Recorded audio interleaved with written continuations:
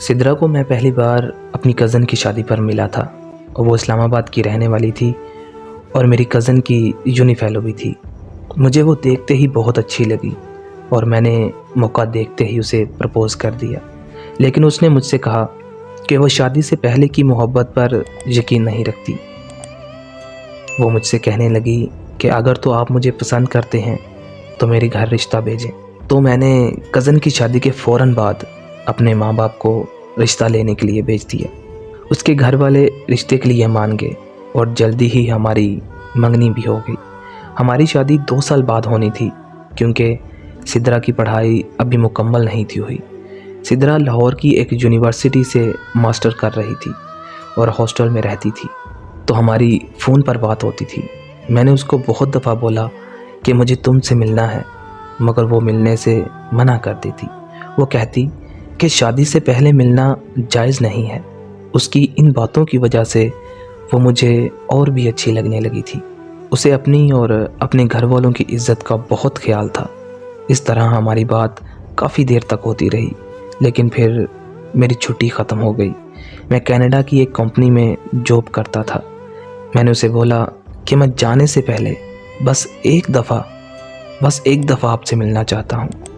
तो मेरे बहुत ज़्यादा कहने पर उसने बोला ठीक है, मैं आपको एयरपोर्ट पर मिलने आऊँगी। मैं बहुत खुश था। मेरी फ़्लाइट 4 बजे थी, लेकिन मैं एयरपोर्ट पर 12 बजे ही पहुँच गया और एयरपोर्ट पर पहुँचकर मैंने उसे कॉल की, लेकिन उसने कॉल नहीं उठाई। कुछ देर बाद फिर से मैंने उसे कॉल की।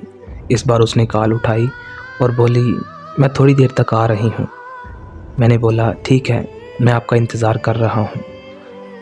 इंतज़ार करते करते 3 बजे का टाइम हो गया, लेकिन वो ना आई। फिर मैंने उसे कॉल करने की कोशिश की, लेकिन उसका नंबर बंद था। मुझे बहुत दुख हुआ और मैं उसे मिले बगैर ही कनाडा चला गया। अभी मैं वहाँ पहुँचा ही था तो मैंने फिर से उसके नंबर पर कॉल की, लेकिन उसका नंबर मुसलसल बंद था।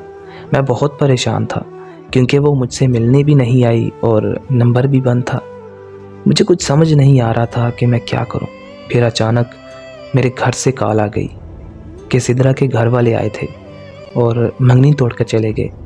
ये बात सुन के तो मेरे पाँव तले ज़मीन निकल गई कि मैं तो बस उससे मिलना चाहता था और ऐसा क्या हो गया जो उन्होंने ऐसा किया।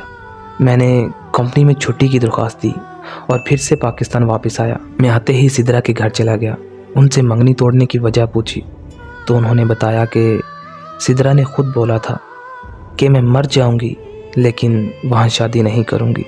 ऐसा बोल के वो वापस लाहौर चली गई। ये बातें सुन के मुझे समझ नहीं आ रहा था कि मैं क्या करूं। मैं पागल सा हो रहा था।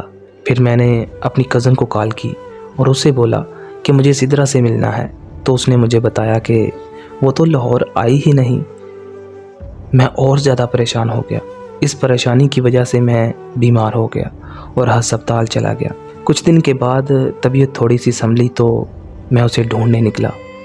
2 दिन के बाद मुझे मेरी कज़न की कॉल आई तो वो मुझसे कहती है कि आप जल्दी से लाहौर आ जाएं, आपको कुछ बताना है।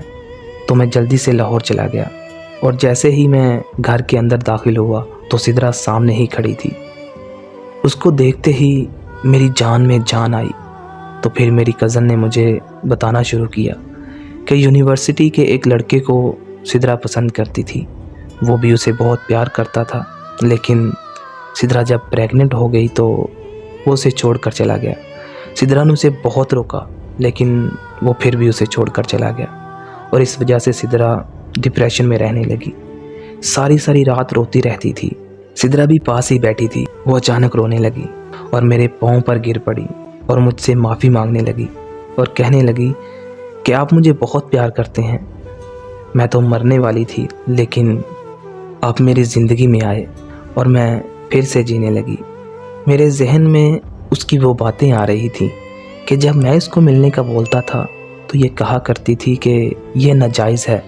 मैंने उसकी सारी बातें सुनी और वापस आ गया और वापस आते ही मैं दोबारा से कनाडा चला गया।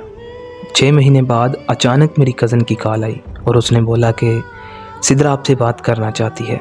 तो मैंने उसे बोला कि मुझे उससे कोई बात नहीं करनी और कॉल कट कर दी। कुछ दिनों बाद फिर से मेरी कज़न की कॉल आई और उसने बोला कि बस एक बार मेरी पूरी बात सुन लें, फिर चाहे आप बात करें या ना करें, आपकी मर्ज़ी। मैंने बोला, जी बोलें, क्या बात है? तो उसने मुझे बताना शुरू किया कि उस दिन हमने आपको पूरी बात नहीं बताई थी। दरअसल सिद्रा को कैंसर है और उस दिन वो एयरपोर्ट पर आपसे मिलने इसलिए नहीं आई थी क्योंकि उस दिन डॉक्टर ने उसकी रिपोर्ट दी थी और हमें पता चला कि वो कैंसर की लास्ट स्टेज पर है। तो उसने मुझे बोला कि मैं अपनी वजह से किसी और की ज़िंदगी बर्बाद नहीं करना चाहती, इसलिए सिद्रा ने आपको छोड़ने का फ़ैसला किया और आज वो अस्पताल में अपनी ज़िंदगी की आखिरी सांसें गिन रही है और अपनी आखिरी सांसों में भी वो आपका नाम ले रही है।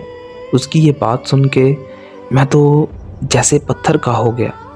मैंने फ़ौरन पाकिस्तान वापस आने का फ़ैसला किया, लेकिन अफसोस मैं उसे आखिरी बार देख भी ना पाया क्योंकि मेरे आने से पहले उसको दफना दिया गया था।